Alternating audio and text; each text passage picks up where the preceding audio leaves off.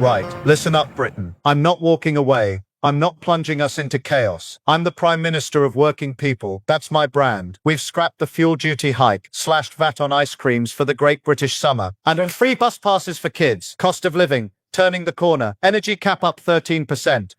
That's global forces, innit? Keir, darling, breathe. Remember when I fixed that little ambassador to the US thing? Pure genius. The public loves a bit of spin. Just tell them it's progressive realignment. If they ask about the resignations, Wes, Jess, half the cabinet blame the Tories, or reform, or the weather. Worked for Iraq, didn't it? Peter, mate, the polls have me at -46. MPs are circling like sharks. Andy Burnham's plotting from Manchester. They want my head on a spike. Head on a spike, please. In my day, we'd call it a focus group opportunity. Quick U-turn, new slogan, Starmer. Still here, still spinning, and if all else fails, appoint more of my mates. Worked wonders for Blair. Oh, this is priceless. Keir, you look like a man who's been U-turning so fast he's invented a new Olympic sport, political gymnastics. I'm not walking away. Mate, you've done more U-turns than a London black cab driver on a bank holiday. Winter fuel, gone, then maybe back. Fuel duty, scrap it. Energy bills through the roof. Global forces, you say while your lot are busy appointing dodgy ambassadors and watching ministers resign faster than a Labour local election result. Kemi, this is a private briefing, and for the record, we're protecting working people. Protecting them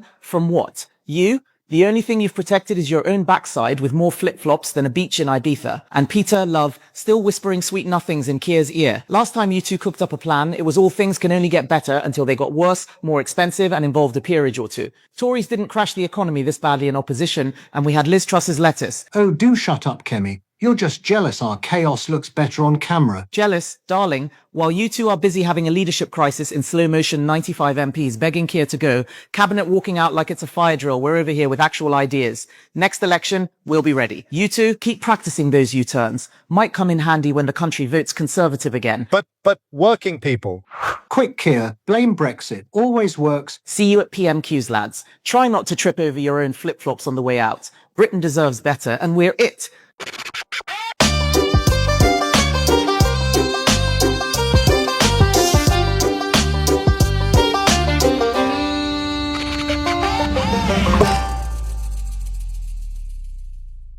Keir Starmer, tremendous to see you, pal. But let me ask you something. What the hell is going on over here? I land at Heathrow and it's like Ellis Island 2.0 boats everywhere. I thought you stopped the invasion. Instead, you turned the English Channel into a water park for the entire third world. Look, Donald, Mr. President, we've halved net migration to 171,000. It's a global challenge. We're processing claims efficiently under Kunbe. Halved? Buddy, that's still more people than live in Wyoming. You scrapped the Rwanda plan day one, gave migrants 4-star hotels, and now your pensioners are freezing because you cut their winter fuel payments. Even the king's corgis are wearing little jackets. Tell him, Your Majesty. One must confess the heating bills have been rather medieval. One's organic garden is thriving, of course, but one's subjects seem less interested in net zero and more interested in not being stabbed in broad daylight. One is not amused, especially by the small boats. One rather preferred the old-fashioned sort, with oars and actual Englishmen. See, even the king gets it.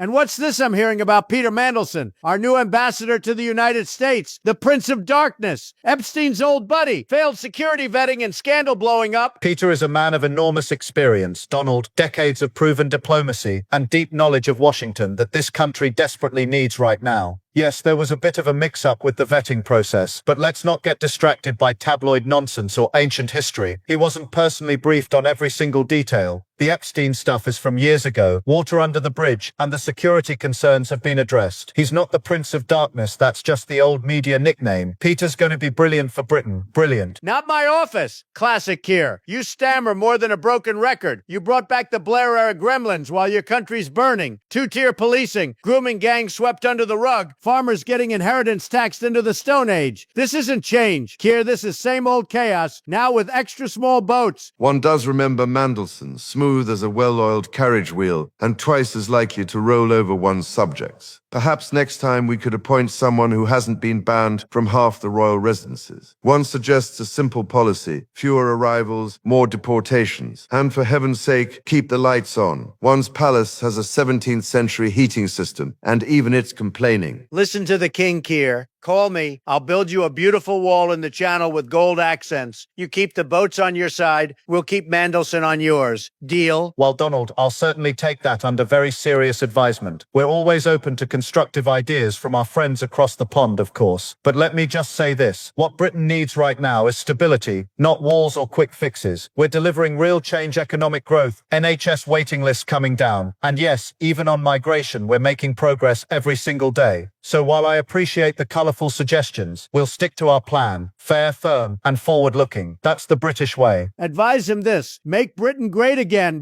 before it becomes Britanistan.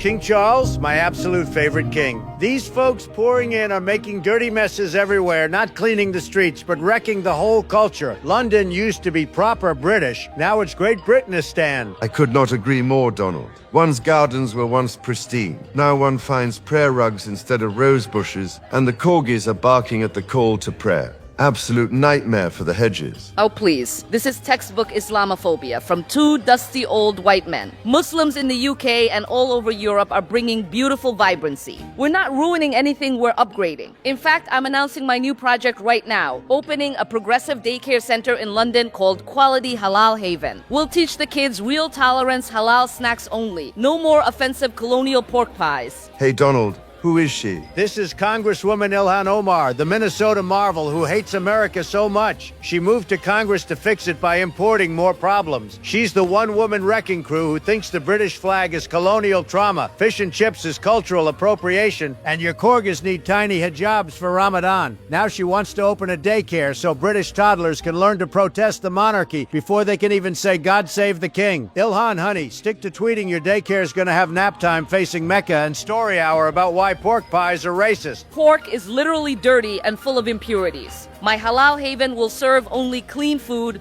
no more racist sausages or your monarchy symbols on the walls. The kids will learn about Palestine first, then maybe if there's time, tea. Dirty? The only dirty thing here is your plan, Congresswoman. You stay in Minnesota and open your daycare next to the squad's complaint window. King Charles is the real deal, defending the crown. The corgis, the proper way to wave at peasants. I visited a school last week. Little boy sitting there in tears. And I asked, "What's wrong, lad?" The poor chap sniffs and says, "They took my pork pie away and gave me curry." Again, I nearly abdicated on the spot. Fish and chips vans now doing fish and falafel with a side of guilt and a free lecture on Empire Bad. Exactly, Chuck. We're gonna make the UK great again. Ilhan, good luck with the daycare. Hope it doesn't get shut down for teaching extreme moderation classes. This is why you need strong leaders who keep the pork pies, the pints, and the kings. This is why we need more of us in Parliament.